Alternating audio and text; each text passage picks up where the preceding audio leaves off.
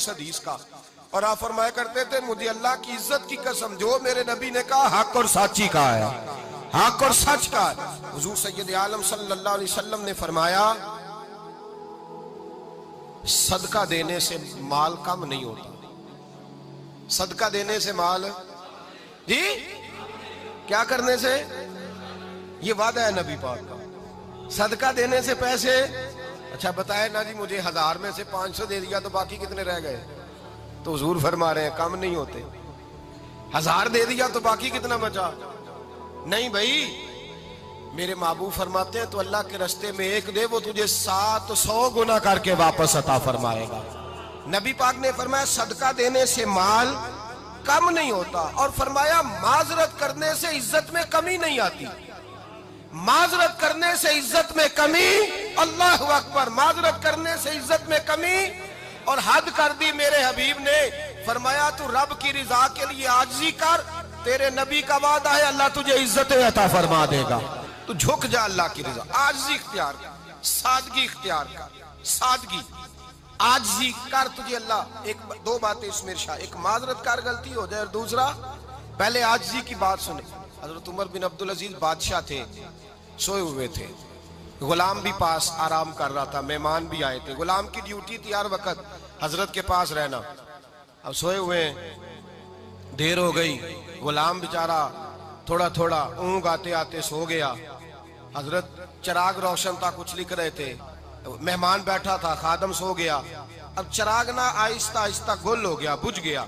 हजरत उठे, बूढ़े आदमी थे, चिराग सही करने। मेहमान कहने लगे हुजूर मैं ना कर दूं, मैं ना कर दूं। कहने लगे नहीं तुम मेहमान हो, मेहमान से खिदमत नहीं ली जाती। तो उसने कहा गुलाम को जगाइए। फरमाने लगे अभी तो बेचारा सोया है और नींद से बेदार कर दूं। खुद गए, उसमें तेल दोबारा डाला, बत्ती ठीक की, जलाई, वापस आ गए। वो मेहमान, अब बादशाह का मेहमान भी तो को बादशाह ही होगा ना। कहने लगा हुजूर आप अपने काम खुद करते हैं, क्या लफ्ज है, क्या हुस्न है, और दो जुमलों में क्या तासीर है। आप फरमाने लगे हाँ मैं अपने काम खुद करता हूँ। जब मैं गया था तब भी उमर बिन अब्दुल अजीज ही था, और जब चिराग सही करके वापस आया हूँ तो फिर भी उमर बिन अब्दुल अजीज ही हूँ। मेरे अंदर कोई तब्दीली आई, मैं वही हूँ जो गया था। हजरत सैयदना फारूक आजम रदी अल्लाह ताला अन्हु फरमाते मैं बैठा था, और अभी 3 दिन हुए थे नबी पाक सल्लल्लाहु अलैहि वसल्लम के विसाल ज़ाहिरी को। मैं बैठा हुआ था, 2-3 बच्चियां आ गई, और हजरत अबू बकर सिद्दीक रदी अल्लाह ताला अन्हु के सामने आके बैठ के रोने लगी।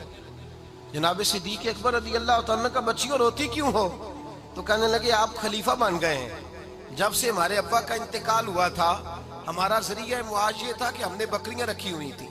आप रोज आते थे, बकरियों का दूध धोते थे, हम पी भी लेती थी, बेच के गुजारा भी कर लेती। अब आप तो खलीफा बन गए, कौन आया करेगा?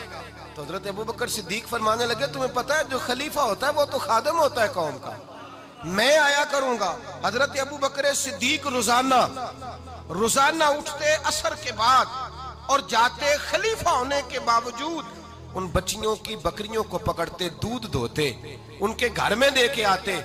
हजरत फारूक आजम जब भी देखते तो कहते अबू बकर तो पीछे आने वालों के लिए रास्ता बड़ा मुश्किल कर रहा है, बड़ा मुश्किल कर रहा है। जिगर राहे वफा में नक्श ऐसे छोड़ आया हूँ, मैं जिस मंजिल से गुजरा हूँ वो अब तक याद करती है। हजरत सलमान फारसी रज़ी अल्लाह ताला अन्हु सूबे के गवर्नर थे, सादा सा लिबास पहनकर, सादा सा, बस स्टॉप पे खड़े थे, जहां से लोग अंदर दाखिल होते थे, जहां सवारियां बांधी जाती थी, आज हम अपने जुबान में उसे बस स्टॉप कहते। बाहर खड़े थे, कोई मेहमान आ गया किसी का, उसने देखा सादे से कपड़े हैं, खस्ता सी हाली है, उसने समझा कोई कुल्ली है शायद, माजन को मुलाजम है। कहने लगा खादम इधर आओ, इधर आओ। आप करीब गए, कहने लगे मेरा सामान उठाओ। इमाम गजाली फरमाते हैं जब तो इल्म पढ़ने बैठता है तो ये भी ख्याल करना तेरे अंदर तकब्बुर का बूटा ना लग जाए, आजी इख्तियार करना, आजी। सर पे रखा हुआ है सामान, हजरत सलमान फारसी ने, गवर्नर साहब ने, उस आदमी का, मेहमान का सर पे सामान रखा और जा रहे। सुनो और गौर करो, जब जा रहे थे जो आदमी भी मिलता गवर्नर साहब हमें दे दे। मेहमान परेशान हो गए, कहने लगे हुजूर आप गवर्नर है? फरमाने लगे नहीं, ये तो मेरा दुनियादारी का नाम है जो इन लोगों ने रखा हुआ है, असल मेरा नाम वही है जो तूने लेके पुकारा है, असल नाम वही है। तूने कहा गुलाम इधर आ, आप फरमाने लगे पहले मैं एक यहूदी का गुलाम था, फिर रब ताला ने फजल किया तो मैं मोहम्मद अरबी का गुलाम हो गया, रसूलुल्लाह का गुलाम हो, और जब मैं नबी पाक का गुलाम हुआ हूं तो इस सारे सूबे का इमाम हो गया हूं, तो असल तो मैं गुलाम ही हुआ ना। दूसरा मेरे नबी पाक सल्लल्लाहु अलैहि वसल्लम ने, एक तो आजिज़ी से इज्जत मिलती है, तकब्बुर से इज्जत, वो जो बंदा झिझकता है ना तेरे नेड़े जाने से, तो कहता है मेरी बड़ी इज्जत करता है, वो इज्जत नहीं करता। शेर की इज्जत होती है कि खौफ होता है? बोले ना, तो नहीं ना डर लगता वो। शेर का क्या होता है? खौफ, इसकी इज्जत नहीं होती। तो दरिंदा है, दरिंदों की भी कभी इज्जत होती है? तो जो आदमी डंडे के जोर पर लटका के डंडा और वो लोगों से इज्जत करा रहा, तो भाई ये तेरी इज्जत नहीं है, तेरा खौफ है। इज्जत आजिज़ी में है, इनकिसारी में है।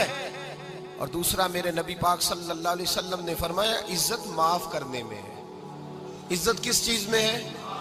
बदला लेने में इज्जत, ये हकायक है।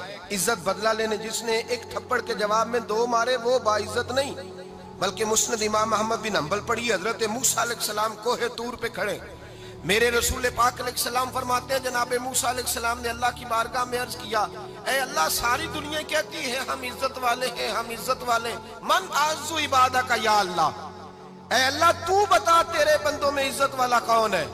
तो हजरत मूसा कहते हैं रब करीम ने फरमाया इज़ा कादरा गफारा, जिसके पास बदला लेने की ताकत हो फिर भी माफ कर दे, वो बड़ी इज्जत वाला हुआ करता है।